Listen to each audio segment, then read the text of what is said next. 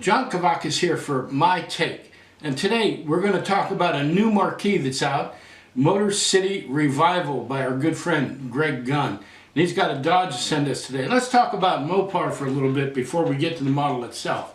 Mopar was struggling. 1953, 1954 were rough years for Mopar. Older designs, a lot stodgier, things were starting to streamline a little bit, but in 1955 they had a all-new design called the Forward Look, derived by Virgil Exner. It was a smash. All of a sudden, Chrysler was leading the industry, not just in design, but in performance as well. So 55 was a turnaround year for them. 56 was a fantastic year, particularly for Dodge. Dodge had a package called the D500. It was a suspension engine package.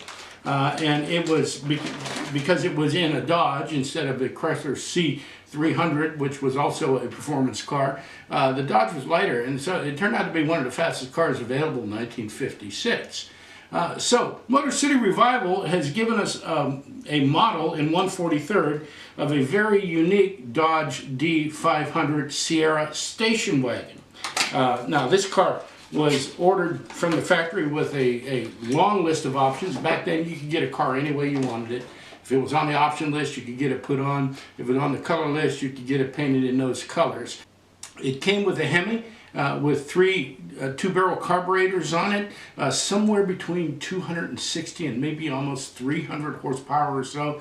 A little bit of debate over how much horsepower it came. This one had a 3-speed manual on the column. It came with an upgraded interior. It had wood grain paneling in the cargo area in the back. It was just a really nicely optioned car, and it was owned by the Richard Petty family. So this particular car, the 1-1, set a speed record at Bonneville Salt Flats.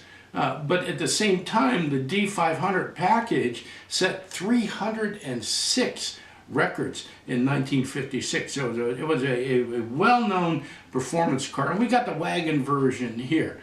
So Motor City Revival has given us a new series of models. This is the first of 3 that are coming out.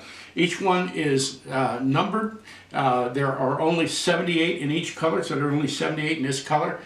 Greg still has some left. You can contact him at the email address that I'll put on the screen here. But there's another one coming out in 2-tone green, and after that there's a 3-tone that will, the green one's going to be the same price as this one, but the 3-tone one is going to be a little bit more expensive. It'll be in coral, gray, and ivory, and will have wire wheels. Each one of the models will have a unique set of accessories to it, so you'll be able to distinguish between the 3. They're not just going to be color variations. So let's take a look at the model and see what we got. I've come to expect from some of the newer resin models that we would get a good finish. This is no different. The finish is beautiful. It's deep. Matter of fact, it's extra nice. The trim on the car, I want to point this out. There's a lot of photo etch trim on it, but it is done absolutely beautifully. It is to scale. It is delicate. It doesn't have that flat dimensionality, lack of dimensionality that some photo trim has, and that includes the trim around the windshield and around the trim ring around the belt line of the car. The badging is just incredible. The Dodge badging on the front, beneath the V emblem on the hood, the D500 emblems on the front hood and on the tailgate, just beautifully done. To scale, it's just incredible. The nameplates on the side, very, very well picked out. Lensing is very jewel-like. The headlights are realistic looking. The lensing in the tail lights is just beautiful. It's small, it's to scale, and it has depth on it, and it's just beautiful. This is a really nice model. One thing that Motor City Revival has gotten correct is that front clip, the front end. I've seen other models of 55 Dodges and something similar. None of the Wagon. This is the only model of the Wagon in 1/43. But it's hard to get that front clip, and they have replicated it beautifully. So the outside of the car is absolutely stunning. Wheels and tires are the right size white walls, right size tires. They look right on the car. You know, the typical complaint about the wheel covers in this price range, plus or minus $100 or so, is that for me they don't lack a lot of depth, and we kind of see that here. But they're well rendered. That's a very, very complicated wheel cover, and it's well rendered. Now, take a look at the interior, and this is where this model really stands out. The dash is beautifully picked up. The windows are up, but the interior is light enough that I can see inside. I can see all the details. The dash is beautiful. The steering wheel is exactly replicated beautifully. It's got separate handles for the windows and for the vent windows, and separate armrests, and they've even got that wood grain in the cargo area replicated very nicely with the handle around it. So apparently this was one of the 8-seat versions. That wood grain would lift up and there'd be a seat underneath it.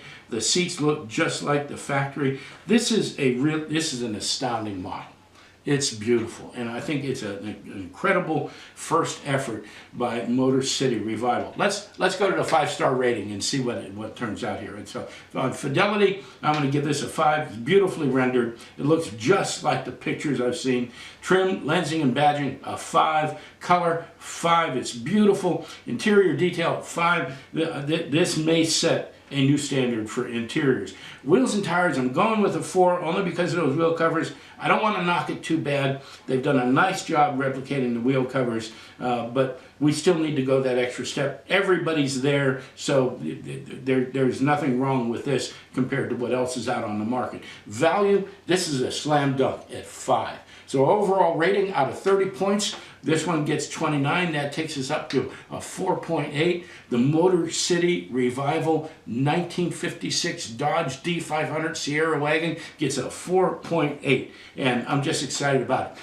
There are not many left. If you need one, if you want one, give Greg a note. Let him know that you're interested in it. And let me tell you something. You got to get in line for the next ones because I think they're going to be just as fabulous. Hey, thanks for spending some time with me. I look forward to seeing you again sometime soon.